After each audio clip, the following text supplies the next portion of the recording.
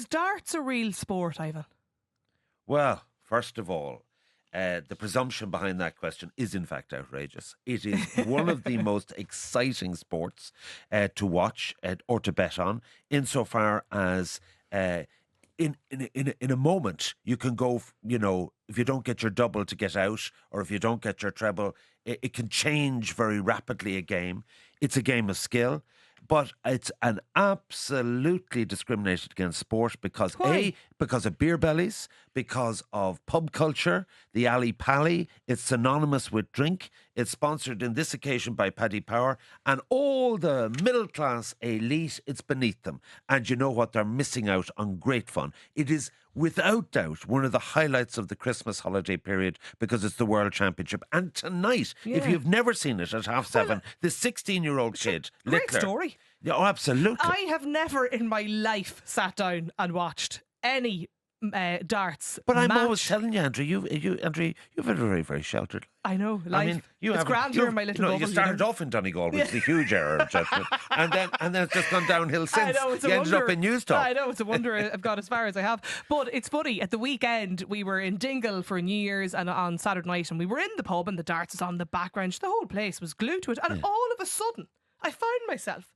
sitting there rooting for this Luke Littler. But you can't take your eyes off it. Yeah. Well, you know, and I have disappointing news for you, because I am the biggest fan of Luke Humphreys. He has won 17 matches in a row. I've made a right few quid out of him, and he gave me heart failure the other night. He went to a sudden death thing, but he's really good. He won 6-0 last night. He has the best percentage in terms of 108. In terms of his 3 dart throws, and he has the highest percentage, 60% of getting his double. He's called Cool Hand Luke. He's going to beat this young fella. Do you reckon? Oh, yeah. So in a really long roundabout way, darts is a sport. Darts is not only a sport, if you don't get it, there's actually something wrong with you. But you're a former bookie. You would Yes. call 2 flies going up a wall a sport. Absolutely. And Paddy Power sponsoring this year, and Betfred did before. No, but it is actually, that adds to the excitement. But there's so much prejudice, anti-drinking, anti-beer bellies. It's anti sort of blue collar, in my opinion. You know what I mean? It's not croquet. Right. It's not cricket. I like those sports as well. But the fact of the matter is, to ask that question is in fact an outrage. But you do outrage, don't you? Look, every day, all day. 087 1400 106. If you're as passionate about the darts as Ivan Yates, I want to talk to you at one. Sports journalist Conan Doherty is with me on the line today. You feel quite passionately about this. This is a hill, Andrea, that I am willing to die on. Not only am I happy to die on it, you can bury me on this hill, put a massive tombstone there and put my name on it, and forget about beloved son and husband or whatever. Just put my name with the words "Darts is a sport." Darts is a sport. That's it, Conan. Yeah, of course it is. And I always say, anybody who tries to diminish darts, and you mentioned it there, everybody is doing it now. It becomes a big debate. I think everyone broadly enjoys it. Like when they have this window for the World Championship, it's a great time, it's a great window for them around the Christmas period. But anybody who tries to take away from what especially the top players are doing, I always say that they've never tried to hit a double 20 in their life, because if you tried that, you would understand the level of skill that's involved in it, and then you have to consider the talent and the practice it requires just to get enough points to get one shot at a double, and then the nerve to do that in these massive pressure situations on TV in World Championships.